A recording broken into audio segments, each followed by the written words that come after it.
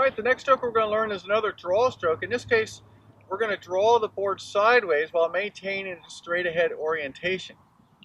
This is extremely useful a lot of times when you get in and out from a dock, or you're coming up to a boat or another paddler. You want to be able to pull your board sideways. Otherwise you end up ramming into whatever it is you're trying to get to. Now if I were to put the paddle in here, right here at the center of the board at my feet, and pull it towards the rail, what's going to happen is the nose is going to come around, and that's because of the resistance of the fin. So to compensate for that, I'm going to need to take my paddle shaft and slide it back towards the tail. In order to do that efficiently and effectively, I need to change my stance just slightly, and I'm going to do that by taking my right foot or my onside foot, turning my toe out a little bit, maybe slide it back an inch or two, and then I'll take my other foot and turn the toe in towards the center of the board.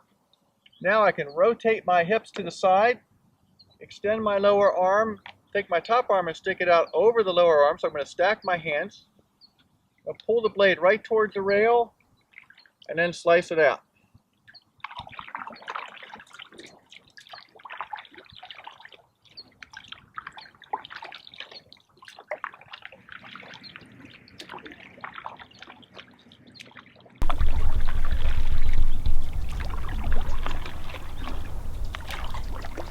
With the draw stroke, you've got a couple options on how you want to recover the paddle from the stroke. So there's a couple ways you could do it. I could bring it right towards my rail and then slice it out the back.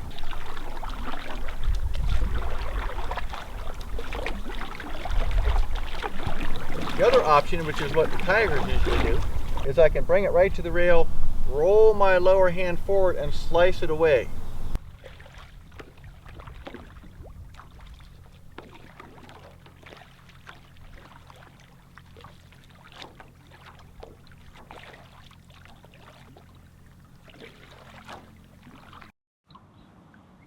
Okay, there's one other way of moving our board sideways with the draw stroke we're going to try, and this is called a sculling draw. Sculling basically means it's a continuous motion. And what's going to happen is I'm going to start with that modified stance like I did before, rotate to the direction I want to turn, and my paddle's going to go back and forth parallel to the side of the board. However, when I come forward, I'm going to open the leading edge, and that's going to pull the board with it. When I go backwards, I'm going to open the leading edge, which is now the rear edge of the blade, and that's also going to pull the board with it.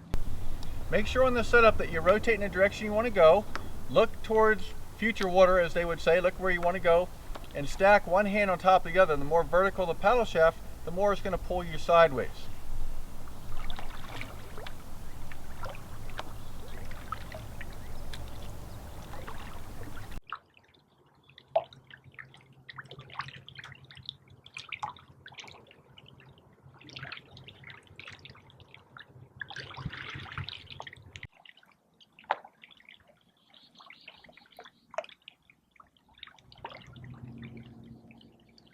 Keep in mind it's a very subtle change in the angle of your blade from one direction to the other.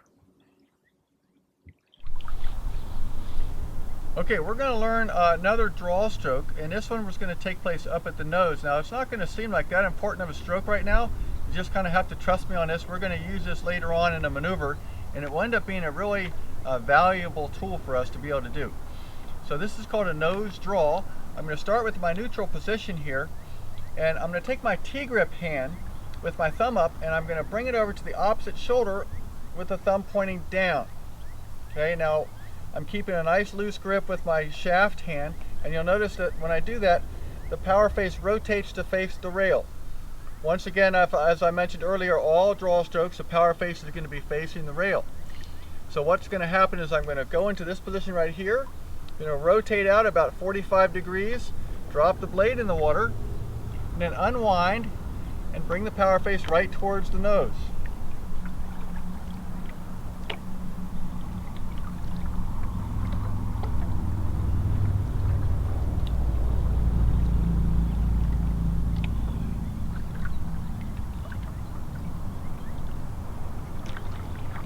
Notice the lower hand is extended but not locked. Got a little bend in the elbow. I'm trying to get the power from rotating my torso rather than just with my arm.